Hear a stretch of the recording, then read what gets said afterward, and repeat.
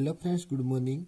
આજના લેક્ચર વિડીયોમાં આપણે ધોરણ 10 વિષય સામાજિક વિજ્ઞાન પ્રકરણ નંબર 2 ભારતનો સાંસ્કૃતિક વારસો પરંપરાઓ હસ્ત અને લલિત કલા પ્રશ્ન નંબર 1 જૈવિક ભૌતિક અને સાંસ્કૃતિક વારસો એટલે શું?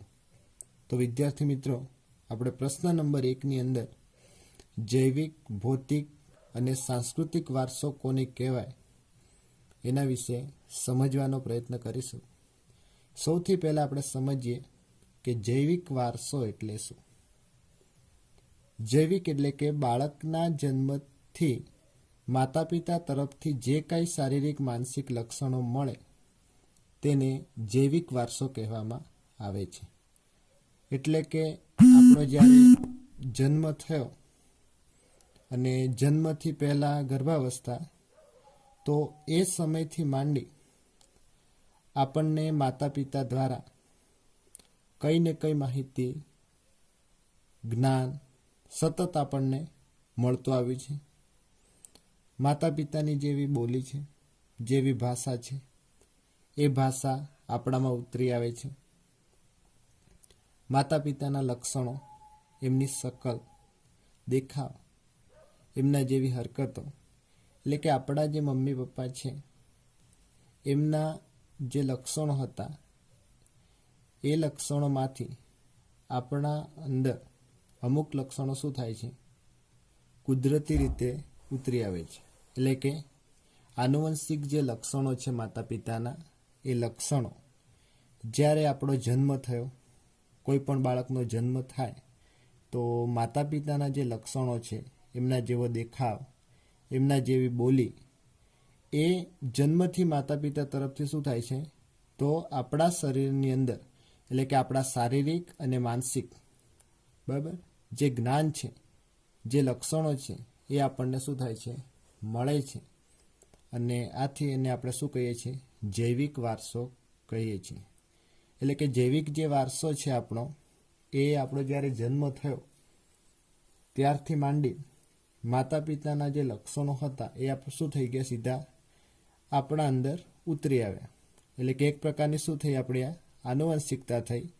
આનુવંશિકતા એટલે કે એક પેઢીના લક્ષણો એ શું થાય છે, આપણી બીજી પેઢી એટલે કે જ્યારે આપણો જન્મ થયો તો આપણા પેઢીની અંદર શું થયું, માતા પિતાના જે લક્ષણો હતા એમને જે શારીરિક દેખાવ, એમના જેવો દેખાવ આપણનામાં શું થાય છે, ઉતરી આવે છે। એટલે કે મમ્મી કાં તો પપ્પા, એમના બંનેમાંથી કોઈ પણ એકના જેવી શકલ આપણે શું થાય છે, મોઢું આપણું મળતું આવે, એમના જેવી ચાલવાની બોલવાની બરાબર, એમની જે ભાષા છે એ જ ભાષા આપણામાં ઉતરી આવે છે। એટલે કે આપણે પેઢી દર પેઢી શું થાય છે, તો માતા પિતાના જે લક્ષણો છે એક પેઢીમાંથી બીજી પેઢીમાં ઉતરી આવેલા કહેવાય। એટલે કે આપણે એક પ્રકારની શું કહેવાય, આનુવંશિકતા કહેવાય। એટલે કે બાળકના જન્મથી માતા પિતા તરફથી જે કંઈ પણ શારીરિક માનસિક લક્ષણો મળે, શારીરિક એટલે કે આપણો શરીરના જે અંગો, આપણું જે મોઢું છે, જે દેખાવ મળતો આવે એ આપણા શારીરિક લક્ષણો કહેવાય। અને માનસિક લક્ષણોની અંદર આપણા આચાર વિચાર, મમ્મી પપ્પાની જે બોલી છે, જે ભાષા છે, એ જ ભાષા આપણામાં ઉતરી આવે છે। એ દેશી ભાષા બોલતા હશે તો આપણે પણ કેવી ભાષા બોલશું, દેશી ભાષા। એ જે બોલે છે, જે પણ કહેવા માંગે છે, આપણે સમજી શકીએ છીએ। એટલે કે એમના જે લક્ષણો છે એ કેવા કેવા આપણા, એમના જે માનસિક જે સ્થિતિ છે એના જેવી જ આપણી સ્થિતિ હશે। એટલે કે એમનામાંથી આપણે શું થયું, માનસિક વિચારો, બોલી આપણામાં ઉતરી આવી, તો આ માનસિક લક્ષણો અને શારીરિક લક્ષણો જે છે, શારીરિક અને માનસિક એટલે કે જે શારીરિક જે લક્ષણો છે એ આપણા શરીરનો જે દેખાવ છે એ આપણે જો કમ્પેર કરીએ મમ્મી પપ્પા સાથે, તો આપણા જે શરીરની જે રચના છે એ પણ શું થાય છે, આપણો દેખાવ મમ્મી પપ્પા જેવો કોઈ પણ એકના જેવો મળતો આવે છે। એટલે કે આપણા શારીરિક અને માનસિક આ બંને રીતે જે લક્ષણો છે શું થયું, આપણને માતા પિતા તરફથી આપણને મળ્યા। એટલે માતા પિતા તરફથી આપણને એક તો શારીરિક એટલે આપણો દેખાવ, એ લક્ષણ આપણને મળ્યું જન્મથી માંડી, અને માનસિક એટલે કે એમની જે બોલી ભાષા, એમની જેવી ભાષા હશે એવી જ ભાષા આપણી હશે। મમ્મી પપ્પા દેશી બોલતા અને આપણે શુદ્ધ ગુજરાતી કે શુદ્ધ ઇંગ્લિશ બોલીએ એ શક્ય નથી. એટલે કે આપણો જન્મ થયો એના પહેલાં ગર્ભાવસ્થાની અંદર જ જે મનુષ્ય છે, જે બાળક છે, ગર્ભાવસ્થાની અંદર જ 50% શિક્ષણ જે ભાષા છે એ ભાષા શું કરે છે, મમ્મી પપ્પા જેવા જે લક્ષણો જે છે, એમના જે વિચાર છે, એમની જે બોલી છે, એમની જે ભાષા હતી, એમના મગજની અંદર જે નોલેજ, એમના જે આચાર વિચાર, બરાબર, જે પણ બુદ્ધિ સદબુદ્ધિ જે હતી એ બધી જ બુદ્ધિ 50% જે છે આપણા મનુષ્યની અંદર, તો બાળકનો જન્મ થાય એના પહેલાં 50% જે સંસ્કૃતિ છે, 50% જે લક્ષણો છે, બરાબર, શારીરિક અને માનસિક, એ બધા શું થાય છે તો ઉતરી આવે છે. અને 50% જે અલગ જે આપણે અત્યારે પડીએ છીએ બધાથી, જન્મ્યા પછી આપણે કોઈ પણ ઇંગ્લિશ મીડિયમમાં બેસી જઈએ, હિન્દી મીડિયમમાં, તો આપણા જે ભાષા બદલાય છે એ આપણે ફક્ત 50% જ ફેરફાર કરી શકીએ છીએ. પરંતુ જૈવિક વારસાની અંદર 50% ભાષા જે છે એ 50% જે આપણા આચાર વિચાર, શારીરિક માનસિક જે લક્ષણો છે, જન્મ પહેલાં એટલે કે ગર્ભાવસ્થાની અંદર જ બાળક જે છે આ બધા લક્ષણો મેળવી લેતો હોય છે. એટલે બાળકના જન્મથી માતા પિતા તરફથી શું થાય છે, આપણને કંઈ શારીરિક કે માનસિક લક્ષણો સતત આપણને મળે જ છે. અને જે આપણે મમ્મી પપ્પાથી એટલે કે જે આપણા માતા પિતા છે એના દ્વારા આપણને શું મળ્યું, એક તો શારીરિક જે રચના હતી એમના જેવી મળતી આવી, અને જે એમની બોલી ભાષા, જે લક્ષણો હતા એમના જેવા જ આપણા પણ લક્ષણો હશે. આપણા તો ઉપરથી એમના કરતાં થોડા ચઢી ગયેલા લક્ષણો હશે, પ્લસ પોઈન્ટ હશે, બરાબર. એટલે બાળકના જન્મથી માતા પિતા તરફથી જે કંઈ પણ શારીરિક માનસિક લક્ષણો આપણને જે મળે છે, અને આ લક્ષણોને આપણે શું કહેવામાં આવે છે, જૈવિક વારસો કહેવામાં આવે છે. એટલે કે જન્મથી માંડી, બાળકનો જ્યારે જન્મ થયો ત્યારથી માંડી અને આપણને માતા પિતા દ્વારા શું થયું, શારીરિક એમના જેવો દેખાવ આપણને મળતો આવ્યો, અને એમના જે ભાષા છે એ પણ આપણી મળતી આવી. એટલે આપણો બાળકના જન્મથી માતા પિતા તરફથી જે કંઈ પણ શારીરિક માનસિક લક્ષણો મળે તો એને આપણે શું કહીશું, જૈવિક વારસો કહેવામાં આવે છે. તો વિદ્યાર્થી મિત્રો, આ વાત થઈ આપણી જૈવિક વારસાની.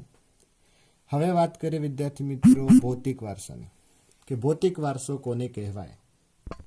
તો વિદ્યાર્થી મિત્રો, જે ભૌતિક વારસો છે, ભૌતિક એટલે કે કુદરતી, જે આપણા માતા પિતાની, દાદા દાદાની જે મિલકત હતી, સૌથી પહેલાં આપણા ઘરનો જે કારભાર છે એ ઘરભાર કહીએ, કારભાર કહીએ. જે ઘરનું ટેન્ડર જે ચલાવે છે તે આપણા દાદા દાદી ચલાવતા. એના પછી એમની જે પ્રોપર્ટી હતી એ પ્રોપર્ટી કોને મળી, તો આપણે મમ્મી પપ્પાને મળી. અને એ પ્રોપર્ટી આજ નહીં તો કાલે કોને મળશે, તો એમના દીકરાને એટલે કે એમના પુત્રને મળશે. એટલે કે ભૌતિક વારસો જે છે, ભૌતિક એટલે કે કુદરતી વારસો, બરાબર. તો આની અંદર ઘર-બાર, ઘર-બાર, ઘર-બાર એટલે શું, ઘર એટલે કે મકાન, ને બાર એટલે ઘર અને પોતાની પ્રોપર્ટી એટલે કે જમીન, એને આપણે ઘર-બાર કહીએ છીએ, બરાબર. ઘર એટલે આપણે જે રહીએ એ ઘર, અને બાર એટલે ઘર સિવાયની આપણી જે પ્રોપર્ટી છે, આપણી જે મિલકત છે, એને આપણે ઘર-બાર કહીશું, બરાબર. ઘર સિવાયની આપણી જે પ્રોપર્ટી, કોઈ પણ સાધન હોય, જમીન હોય, તો આપણું શું કહેવાય, ઘર-બાર કહેવાય. અને એ ઘર-બાર જે છે એ આપણો શું કહેવાય, ભૌતિક વારસો કહેવાય, કુદરતી વારસો છે, કુદરતી રીતે. એટલે કે મમ્મી પપ્પાનું જે છે એ આજ નહીં તો કાલે આપણું જ છે. દાદા દાદીનું હતું મમ્મી પપ્પાનું થયું તો એ આજે નહીં કાલે જે ઘર-બાર કોનું થશે, એમના દીકરાનું એટલે અથવા એના પુત્રનું. એટલે એ આપણો કુદરતી જે છે ભૌતિક વારસો, એ આપણો ઘર-બાર. એટલે કે ઘર-બાર એટલે તમને ખબર પડી ગઈ હશે, ઘર અને આપણી જે જાગીરદારી કહીએ, આપણી જે જમીન પ્રોપર્ટી જે છે આપણે ઘર-બાર. ઘર સિવાયની જે આપણી પોતાની જે વસ્તુ છે પોતે વસાવેલી, એ આપણું ઘર-બાર. જમીન જાગીર કે સ્થાવર, જમીન જાગીર, જમીન એટલે તો આપણને ખબર છે જમીન જે આપણે ખેતી લાયક હોય, કોઈ પણ પ્લોટ લીધેલો હોય આપણી જમીન. જમીન જાગીર, જાગીર એટલે આપણી સ્થાવર મિલકત, બરાબર. ખાસ ધ્યાન રાખજો, આ જાગીરનો અર્થ શું થાય, તો સ્થાવર મિલકત થાય, બરાબર. આ જે જાગીર કે સ્થાવર જે છે, જમીન જાગીર કે સ્થાવર, જમીન જાગીર એટલે કે આપણી પ્રોપર્ટી, જમીન જાગીર એટલે પ્રોપર્ટી. અને જે સ્થાવર છે એ સ્થાવર એટલે શું, તો જે સ્થાવર આપણું જે છે એની અંદર આપણે પ્રદેશ કહીએ તો પણ વિશાળ ભૂમિગત ભાગ. એટલે કે જે જમીન જાગીર જે છે એક પ્રકારનો આપણે સાદી ભાષામાં કહીએ તો સૌથી વધારે જે જમીન જેના જોડે હોય ને એ વ્યક્તિ એ જમીન જાગીર કહેવાય. દાખલા તરીકે રાજા, તો રાજા જોડે શું હોય? તો પ્રજા કરતાં વધારે શું હોય? જમીન. બધાનો પ્રદેશ જ પોતાનો ગણાય. એવી રીતના જમીન જાગીર કે જે સ્થાવર છે કે આપણા પોતાની મોટા પાયે કોઈ પણ પ્રોપર્ટી હોય તો આપણે જાગીરદાર કહેવાય. બરાબર, એટલે કે આપણે પોતે કેવા કહીએ? જાગીરદારી કહેવાય. જાગીરદારી એટલે કે આપણે મોટા માણસ કહીએ કે આપણી જે પ્રોપર્ટી વધારે હોય, બરાબર, અથવા વિશાળ ભૂમિભાગ હોય. ભૂમિભાગ એટલે કે આપણે વધારે પડતી જમીન હોય, અથવા તો આપણી પ્રોપર્ટી વધારે હોય, એવો કોઈ મોટો પ્રદેશ હોય જે આપણો એરિયા જ આપણો હોય, તો આપણે એને જમીન જાગીર કે સ્થાવર કહીએ છીએ. એ સિવાય જંગમ મિલકતને ભૌતિક વારસો કહેવામાં આવે છે. જંગમ મિલકત, જંગમ એટલે તો આપણી મિલકત એટલે કે વસ્તુ, આપણી પોતાની મોટા પાયાની વસ્તુઓ.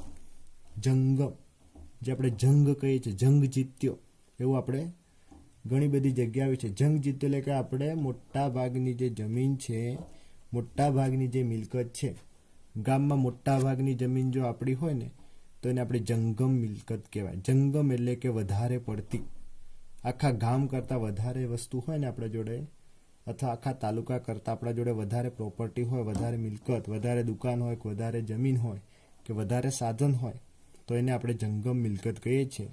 અને આ બધી જે વસ્તુ છે, આ બધી જે મિલકત છે, આ બધી જે વસ્તુઓ બધાને શું કહીશું આપણે? તો ભૌતિક વારસો કહેવામાં આવે છે. એટલે વિદ્યાર્થી મિત્રો, ભૌતિક જે વારસો છે આની અંદર ઘર-બાર, ઘર અને જમીન, આપણી બધી જ પ્રોપર્ટી એટલે કે ઘર-બાર, જમીન જાગીર કે સ્થાવર, જંગી જે મિલકત છે, જંગમ મિલકત, આ જંગમ મિલકતને શું કહેવામાં આવે છે? તો ભૌતિક વારસો કહેવામાં આવે છે. એટલે કે ભૌતિક વારસાની અંદર ઘર-બાર, જમીન જાગીર કે સ્થાવર, જંગમ મિલકત, આ બધાને આપણે શું કહીશું? તો ભૌતિક વારસો તરીકે ઓળખવામાં આવે છે, અથવા તો ભૌતિક વારસાની અંદર આનો સમાવેશ થાય છે. એટલે વિદ્યાર્થી મિત્રો, જે આપણો ભૌતિક વારસો છે આની અંદર કોનો સમાવેશ થશે? તો આપણો ઘર-બાર એટલે કે આપણું ઘર, જમીન જાગીર, પ્રોપર્ટી, મોટા ભાગની જે પોતાની જેટલી પણ વસ્તુ હશે, જેટલી પણ મિલકત હશે, આ બધી જ મિલકતને આપણે શું કહીશું? તો ભૌતિક વારસો કહીશું. અને આ બધી જ જે આપણે પોતાની ખરીદેલી વસ્તુ, બરાબર, આપણી પોતાની ન હોય તો મમ્મી પપ્પાની, મમ્મી પપ્પાની ન હોય તો દાદા દાદીની, એટલે કે કોઈ પણ આપણા ઘર કુટુંબમાંથી, પરિવારમાંથી એ વસ્તુ ખરીદેલી હોય તો બધી જ વસ્તુ આપણા માટે શું કહેવાય? ભૌતિક વારસો કહેવાય. એના પછી વિદ્યાર્થી મિત્રો આપણે સમજીએ સાંસ્કૃતિક વારસો. સાંસ્કૃતિક એટલે શું? તો વિદ્યાર્થી મિત્રો, માનવીએ પોતાની બુદ્ધિ શક્તિ, આવડત, કલા કૌશલ્ય દ્વારા જે કંઈ પણ મેળવ્યું કે સર્જ્યું હોય તો એને આપણે સાંસ્કૃતિક વારસો કહેવામાં આવે છે. એટલે કે આપણે બધા માણસ છીએ, માનવી છીએ, આપણી બુદ્ધિ શક્તિથી એટલે કે આપણા આચાર વિચારથી શું કરી શકીએ? આપણે તો બુદ્ધિ શક્તિ હોય તો જ આપણે ભણી શકીએ. આપણે બુદ્ધિથી કોઈ પણ કલા કૌશલ્ય ક્ષેત્રે, બરાબર, પોતાની બુદ્ધિથી આપણે કોઈ પણ બે પૈસા કમાઈ શકીએ. સદબુદ્ધિ કોઈને આપીએ, બરાબર. આપણી જોડે કોઈ પણ પ્રકારની આવડત હોય, કામ કરવાની આવડત હોય, કોઈ સાધન ચલાવવાની આવડત હોય, બરાબર, તો આપણે એ વસ્તુથી આપણે શું કરશું? તો કોઈક નવું સર્જન કરીશું, બરાબર. એટલે માનવીએ પોતાની બુદ્ધિ શક્તિ એટલે કે પોતાની બુદ્ધિ શક્તિથી જો આપણે સારી રીતના ધ્યાન લગાવી અને ભણીએ, બરાબર, અત્યારે આપણે બધા ધોરણ 10માં છીએ, સારી રીતના મહેનત કરી આપણી બુદ્ધિ શક્તિ, જે આપણી બુદ્ધિ છે, આપણી જે વિચાર શક્તિ છે, આપણું મગજ છે, એકાગ્રતા રાખી અને ચોપડી બધી સારી રીતના સમજી અને સારી રીતના એક્ઝામ આપી દઈએ અને ધોરણ 10 પછી આપણે કોઈ પણ જગ્યા સ્પર્ધાત્મક એક્ઝામ, અત્યારે જ બધું કોલેજ પછી એક્ઝામ લેવાય છે, પણ પહેલાં પોસ્ટ વિભાગની અંદર જે અત્યારે ભરતી થાય છે બધા ધોરણ 10ની માર્કશીટ ઉપરથી થાય. એટલે કે ધોરણ 10માં સારા ટકા મેળવેલા હોય તો શું થાય છે? કોઈ પણ એક્ઝામ વગર સીધી ટકાવારી પ્રમાણે અત્યારે ભરતી કરી નાખે છે. એટલે કે આપણને ડાયરેક્ટ ગવર્મેન્ટ જોબ મળી જાય છે. એટલે કે આપણે પોતાની બુદ્ધિ દુરુપયોગ કરવાને બદલે આપણે સદબુદ્ધિથી, બરાબર, સતત વાંચન કરી અને 10માં સારા ટકા લાવીએ તો આનાથી આપણે શું કરશું, કોઈક એવું નવું સર્જન કરીશું. એટલે કે આપણે કોઈક શું કરશું, બધાથી અલગ પડતું, એટલે કે આપણે ઝડપથી શું કરશું, નોકરી મેળવી લઈશું, બરાબર, અથવા સારી પોસ્ટ ઉપર સારી લાઈન આપણને પકડાશે, જેથી કરીને શું થશે, આપણામાં કંઈક નવું મેળવ્યું કે કંઈક આપણે સર્જ્યું એવું આપણે કહી શકીએ. કારણ કે જો આપણે સારું વાંચ્યું હોય તો આપણે શું મળે, સારા ટકા આવે. તો સારા ટકા આવે શું કહેવાય, આપણું કંઈક મેળવ્યું કહેવાય અથવા તો કંઈક સર્જ્યું કહેવાય. એ સિવાય આવડગત, બરાબર, એટલે કે આવડત, એટલે કે દરેક માણસને આવડગત હોય છે. જે આવડત જે છે એ દરેક માણસ શું છે, કોઈને કોઈ ક્ષેત્રમાં આગળ હોય છે. આપણે ભલે ભણવામાં હોશિયાર ન હોઈએ, પણ કોઈક માણસ ટેકનિકલ ક્ષેત્રે, કોઈક સીવણ ક્લાસ ક્ષેત્રે, કોઈક કામ કરવામાં, કોઈક મજૂરી કરવામાં, કોઈક લખવામાં આગળ હોય, કોઈક બોલવામાં આગળ હોય, કોઈક ડાન્સ કરવામાં આગળ હોય. એટલે એવી રીતના આપણે કોઈને કોઈ ક્ષેત્રમાં આપણે આગળ તો હોઈએ જ છીએ. ભણવામાં આપણે બરોબર યાદ નથી રહેતું, સારા માર્ક્સ નથી આવતા, તો એવું જરૂરી નથી કે વ્યક્તિ ઠોઠ જ હોય. ભણવામાં ભલે ઠોઠ હશે પણ રમવામાં કેવો હશે, હોશિયાર પણ હોય. હોશિયાર આપણે ભણવામાં હોય તો કોઈક રમવામાં ન હોય. એટલે કોઈને કોઈ ક્ષેત્રમાં મનુષ્યની જે આવડત છે એ તો ગમે તે ક્ષેત્રમાં હોય જ છે. કલા કૌશલ્ય, કલા કૌશલ્યમાં આપણે સંગીત કૌશલ્ય આવે, બરાબર. આવા ઘણા બધા કૌશલ્ય છે કે જે દ્વારા આપણે કંઈક મેળવ્યું કે સર્જન કર્યું હોય અથવા સર્જ્યું હોય તો તેને આપણે સાંસ્કૃતિક વારસો કહીશું. એટલે સાંસ્કૃતિક વારસો એટલે શું, તો માનવીએ પોતાની બુદ્ધિશક્તિ, આવડત, કલા કૌશલ્ય દ્વારા જે કંઈ પણ મેળવ્યું કે સર્જ્યું હોય તો એને આપણે શું કહીશું, સાંસ્કૃતિક વારસો કહેવામાં આવે છે. અને આપણે બધા સાંસ્કૃતિક વારસાની અંદર રહીએ છીએ. આજુબાજુનું જેવું વાતાવરણ, જેવી ભાષા, બરાબર, એ બધા જ આચાર વિચાર આપણા અંદર આવશે. એટલે કે આજુબાજુ આપણું જે મિત્ર વર્તુળ જે છે, મિત્ર વર્ગ છે, આપણા જે ફ્રેન્ડ છે, બરાબર, એ જેવી એમની હરકતો હશે, એમની જે ખાવા પીવાની જે ટેવ હશે, એમની જે વિચારશક્તિ, ફરવાની, બરાબર, એમની જે ભાષા, એ બધી જ વસ્તુ આપણે શું થશે, આપણે સાંસ્કૃતિક વારસામાં રહીએ છીએ એટલે આપણે સાંસ્કૃતિક વારસા પ્રમાણે શું થશે, આપણામાં પરિવર્તન થશે. કોઈ પણ બહારથી માણસ આપણા સમાજમાં રહે અથવા આપણા ગામડામાં રહે તો 1-2 વર્ષ પછી શું થઈ જાય, આપણા જેવું થઈ જાય. ભલે પછી શુદ્ધ ગુજરાતી બોલતું હોય પણ આપણા સાંસ્કૃતિક વારસાની અંદર રહ્યું, આપણી સંસ્કૃતિમાં રહ્યું, આપણા રીત રિવાજ પ્રમાણે રહેશે તો શું થશે, એની અંદર એ જે કંઈ પણ ભાષા છે આપણા જેવી થઈ જશે. તો આને આપણે સાંસ્કૃતિક વારસો કહીશું. તો વિદ્યાર્થી મિત્રો, આ જે પ્રશ્ન નંબર 1 હતો, જૈવિક, ભૌતિક અને સાંસ્કૃતિક વારસો એટલે શું? તો જૈવિક વારસો એટલે કે આપણા બાળકના જન્મથી માંડી માતા પિતા તરફથી જે કંઈ પણ શારીરિક માનસિક લક્ષણો આપણને જે મળે તો એને આપણે જૈવિક વારસો કહેવામાં આવે છે. ભૌતિક વારસો એટલે કે ઘર બાર, જમીન જાગીર કે સ્થાવર જંગમ મિલકત જે છે એને ભૌતિક વારસો આપણે કહીશું. અને સાંસ્કૃતિક વારસો છે, આની અંદર સમાવેશ માનવીએ પોતાની બુદ્ધિશક્તિ, આવડત, કલા કૌશલ્ય દ્વારા જે કંઈ પણ મેળવ્યું કે જે સર્જન કર્યું હોય તો એનો જે સમાવેશ છે એ સાંસ્કૃતિક વારસામાં સમાવેશ થાય છે અથવા તો એને આપણે સાંસ્કૃતિક વારસો કહેવામાં આવે છે. તો વિદ્યાર્થી મિત્રો, આપણો આ પ્રશ્ન નંબર 1, જૈવિક, ભૌતિક અને સાંસ્કૃતિક વારસો એટલે શું, આના વિશે આપણે સમજ મેળવી. નેક્સ્ટ વિડીયોમાં આપણે નેક્સ્ટ પ્રશ્ન સમજવાનો પ્રયત્ન કરીશું.